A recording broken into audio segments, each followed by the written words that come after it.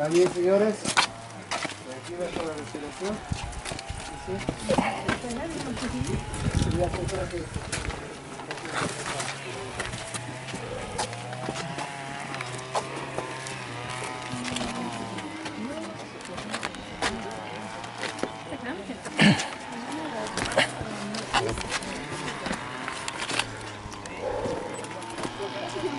Ok, para acá, por favor, pase por acá.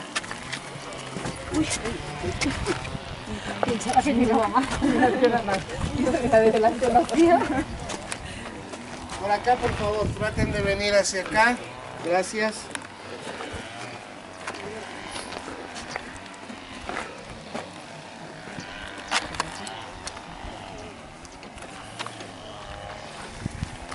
Bien, damas y caballeros, si me prestan por favor vuestra atención, please, ladies and gentlemen, give me your attention.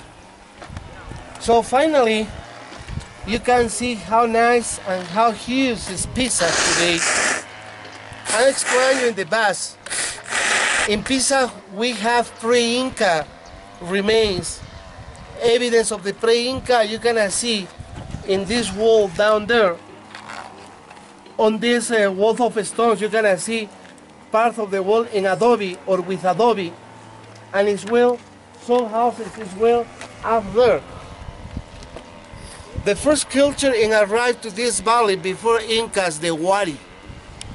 The Wari culture or the Wari civilization around 300 years before Incas. You need to know the Inca civilization started in the earliest of the 12th century in Cusco. In the earliest of the 13th century is when the Incas start the expansion process. In this way, it's how the Incas arrived first here to this valley to conquer the Waris.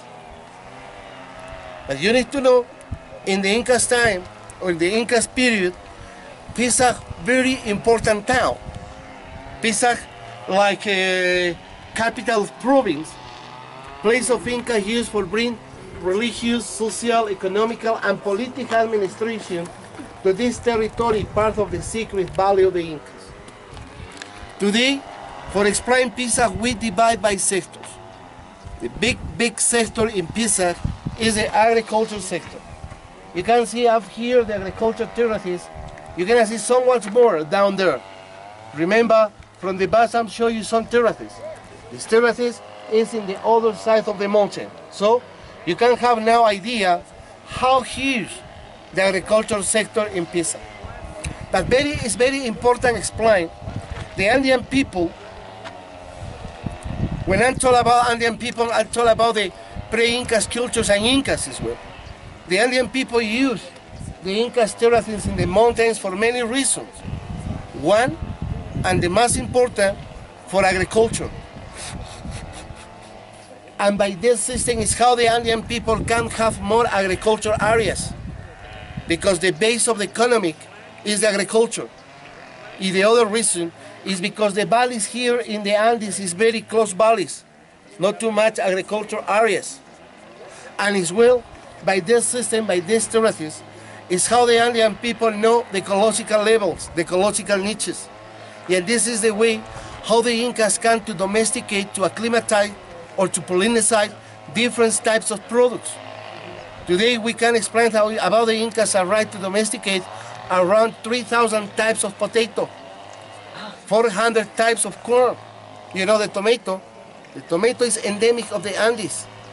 It's not only the tomato, we have the amaranthus family, the quinoa, the kiwicha, the cañigua, for example. And these terraces, for agriculture, the Incas do in different levels. In the first level, the Incas put the small stones. The purpose of these stones inside of the terraces is more for draining the water in the rain season, for compensate the humidity in the dry season. In the second level, the Incas put clay. The purpose of the clay for compensate the minerals, the organic materials. In the last level, compost for production. Like this is the terraces for agriculture. But not only the Inca use terraces for agriculture, as well the Inca use terraces for protect the erosion in the mountains. Look at down there, where the people is working now. You're gonna see one terrace around the mountain arriving to the rocky section. But this terrace there is no more for agriculture, but it's for protect the erosion. Terrace is for constructions like foundation. Where we are now, this is one terrace, and this is the foundation for these houses up here. And terraces for decoration or ornamentation. These kinds of terraces you will see in the next place, Ollantaytambo. The other sectors to see here in Pisa is the urban sectors, the living sectors. You can see on these terraces down there more constructions where is the lower urban sector. You can see so much more up there, and here, this is the higher urban sector. We call in Quechua to this neighbor block, Canturacay, that one, Calla Casa, for example. But you need to know, according to the archaeological reports, in these urban sectors or living sectors, exists storage, granaries, deposits. We call in Quechua colcas, houses, and small corrals, special for cultivate guinea pigs. You know the guinea pig, the cuy. The cultivation of the guinea pigs in the Andes is not only for meat. It's well the Andean people use the excrement of the guinea pigs for fertilize the soil, like the llama and the alpaca, because these kinds of excrement have a lot of nitratus, what need the soil. As you can see, the Andean people start the recycling process. According to the numbers of houses in Pisa, the calculation of Pisa's population in the Inca's time, around 600, 700 people, almost the same population like in Machu Picchu. But we have one big question about why the Andean people do then urban sector, then living sector on the hills. Why not in the valleys like happened today? For many reasons. First, religious explanation, close to the sky, close to the Hanampacha, to the Huiracocha, to the main god, to the sun, to the moon, to the star, the most important deities in the Andean cosmovision. Military explanation, a strategic position for them protection. Look at from here, we have dominion to the valley. You can see the paths in the mountains. Maybe someone wanna climb to the top. From now there, you will have very nice view to the old valley, including to the other side. Economical explanation. How is possible that? The soil of the valley is more fertile in comparison to the soil up here. And for not lose agricultural areas, is why the Incas do as well then urban sectors on the hills. For them protection from the natural phenomena. What happened 5 years ago? That raining a lot, the river flooding, the river destroyed the houses around. 5 years ago, maybe you see the news, Machu Picchu closed for 5 months because the river destroyed the railway. Look at these houses now, where it is in the bottom of the mountain, what happened before landslides. Maybe will rain more strong for sure. These people will lose their houses. But when you see what the Incas do, or the Andean people, their houses, it's very impossible thinking about can happen landslides or can happen flooding. Because the drainage system is perfect. Look at, for example, where is your feet? You're gonna see some holes here. You see, maybe somebody can see later, this is for drainage the water. And the other sector to see here in Pisa is the cemetery sector in this side. Later, after explaining in Spanish, I will show you there.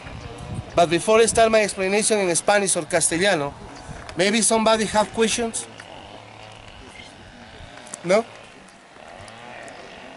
Okay. Thank you for understanding. Bien. Como ustedes pueden observar, finalmente ya estamos dentro de lo que es el complejo arqueológico de Pisa el día de hoy.